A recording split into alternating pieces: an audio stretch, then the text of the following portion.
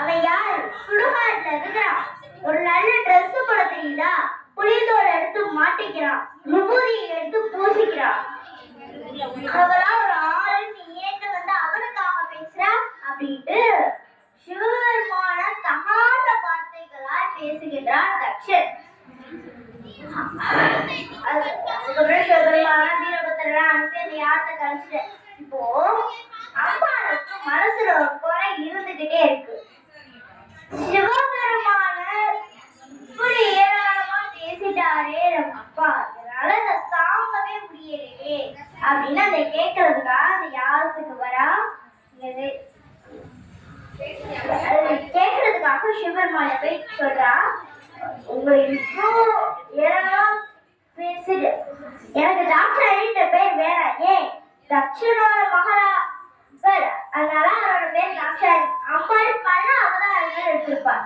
மதன் கமலருக்கு மகளாக பிறக்கும் போது மாதங்கி, மலையத்துவத்திற்கு மகளாக பிறக்கும் போது தடாதகை பிராட்டி மீனாட்சி அம்மன், பர்வதராஜருக்கு மகளாக பிறக்கும் போது பார்வதி, சிவபான் மகள் என்பதுதான் இப்படி யாருக்கு அவள் மகளாக பிறகுறாளோ அந்த பேர் அவளுக்கு வரும். எனக்கு தாட்சாயின்ற பேர் வேணாம். ஏன்?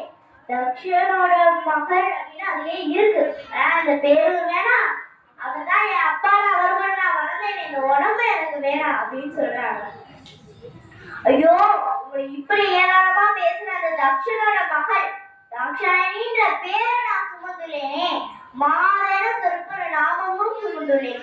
இனி யார் ஆண்கோர் பெயர் அப்பன் கண் எய்தி, அந்த பேரெல்லாம் எனக்கு வேணாம், பேரும் வேணாம், இந்த உடம்பும் வேணாம் அப்படின்ட்டு நான் தீர போய் பாயி அப்படின்னு அப்பா நெருப்புல போய் பாய்கிறாங்க.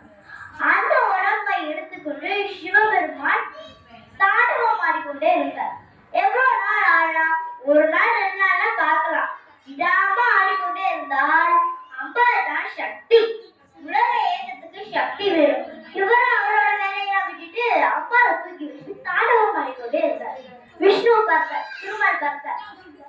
திருமாலுக்கு பார்வதி யாரு? தங்கச்சி.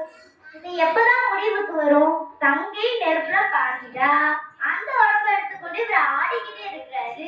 இதுக்கு என்னதான் முடிவு? உலக ஏற்றத்துக்கு சக்தி வேணும் அப்படின்ட்டு தன்னோட சக்கராயத்தை எடுத்து அன்னை பார்வதி உடல் மீது ஏவினார். விஷ்ணு பெருமானோட சக்கராயம் பட்டு அன்னையோட புற்றல் பாவங்கள் 51 துண்டுகளாக சிதறியது. இந்தியா முழுக்க சிதறியது. கை ஒரு இடத்துல, கால் ஒரு இடத்துல, கண் ஒரு இடத்துல, உதடு ஒரு இடத்துல, இந்த மாதிரி பல்வேறு வகையான துண்டுகளாக சிதறியது. அதுதான் சக்தி பீடமாக உருவானது. நன்றி, வணக்கம்.